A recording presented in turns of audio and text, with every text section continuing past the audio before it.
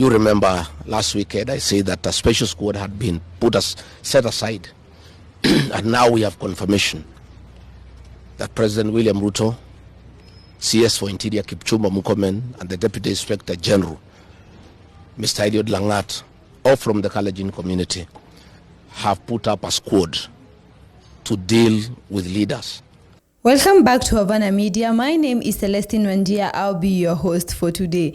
And this week in Kenya, it has been feeling like political drama is what has been going on frequently with no stops. Because Rigathi Gachagua came forward and said that there is a squad that is being used to kidnap people and torture them. And I have a question. Did this turn into one of those movie scenes where we see a special squad designed and used for certain purposes? Because it certainly feels like one. He said that Ruto is governing Kenya through dictatorship and highlighted that there are sources that confirm that this special team is indeed there and that he has proof to show for it. You remember last weekend I said that a special squad had been set aside and now we have confirmation that President William Ruto, CS for Interior Kipchumba Murkomen, and the Deputy Inspector General, Mr. Eliud Langat, all from the Kalenjin community, have put up a squad to deal with leaders who are opposed to this regime. The Honorable Kipchumba Murkomen has sent a message to us through common friends that his appointment to the Ministry of Interior is to make sure that William Ruto is re-elected as president and to deal with anybody who can stop that objective. Officers from the National Police Service has confirmed to us that a special squad of 20 police officers from the Nandi sub-ethnic community are the ones behind the abduction of George Koimburi, and they are the ones that were deployed in Kakamega to target the Honorable John Methu and Karungo Athangwa. Specifically, there were about 300 police officers who were deployed in Kakamega, but 20 police officers from the Nandi sub-ethnic community under the direct command of the Deputy Inspector General, Eliud Langat, and reporting to Kipchumba Murkomen and William Ruto, had been assigned to harm the Senator for Nyandarua and the Senator for Kiambu because of their vocal stand against this regime. And this comes ahead when just Nzoia Governor George Natembeya said that the Ethics and Anti-Corruption Commission, that is the EACC, this is the commission that is used to arrest corrupt leaders and take them to court, and say that it is no longer just fighting corruption. It is being used as a political weapon to silence and intimidate leaders. And this was also said by Gachagua. My question is, are these agencies or organizations just turning to serve the government itself rather than them doing their jobs? The EACC is now being used as a political tool to fight leaders who do not toe the line. It is always being said that if a rumor is mentioned once or twice, there is always a truth in it, because there is no way you can tell me two delusional people came together and agreed to say that some of these, like the EACC, Gachagua said that, Natembeya said that, many people are supporting that the EACC is being used as a political tool, and you just go ahead and say they are giving their own opinions. Yes, but there is somewhere that opinion came from, because no way someone can just sleep and wake up and randomly decide to come up with something like this. And that statement came shortly after MP George Sunkuyia, a UDA legislator, was arrested by the EACC for allegedly forging a KCSE certificate.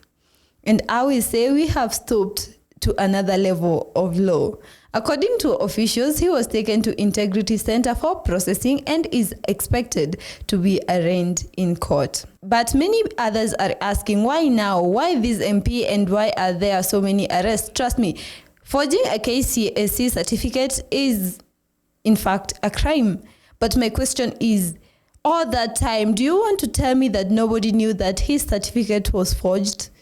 Nobody had a clue that it was fake? because he was elected by the people, I presume, and for you to be considered as a candidate, you have to give those certificates to the IEBC.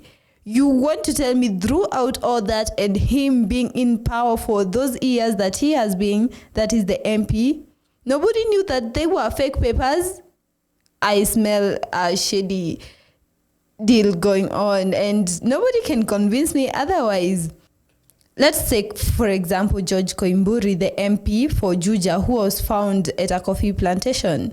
And days later, and the DCI said they have no involvement in that. But apparently, he was running away from charges of land fraud and had gone into hiding. People are saying he was not kidnapped, that the whole thing is just a planned abduction. And how insane can one be to plan their own abduction to the point where they were beaten and they couldn't even talk? And then put yourself up to be thrown in a coffee plantation? I think this calls for a deeper concern.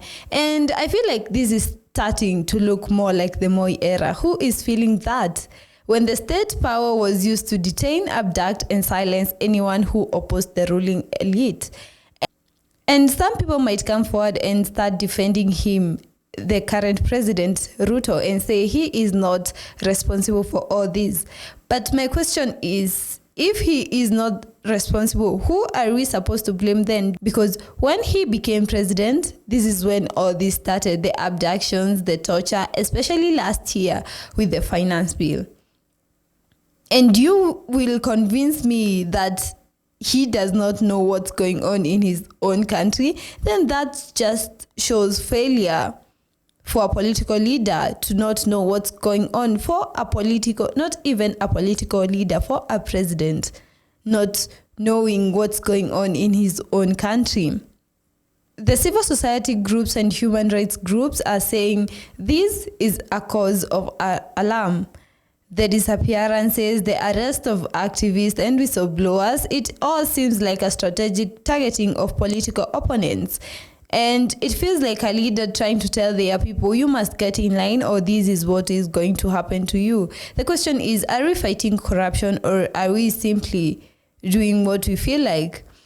But if Sunkuyia forged his KCSE, he should face consequences. But in a country where corruption suspects walk free and have been known to walk free, and only the non-aligned seem to face the heat, it is not hard to see a deeper agenda at play. Because if Kenya's watchdog agencies are being politicized not to serve justice but to serve power, then no one is safe. We saw the other day the public seal being taken from the AG's office. You should check out one of our stories. We did a coverage on that.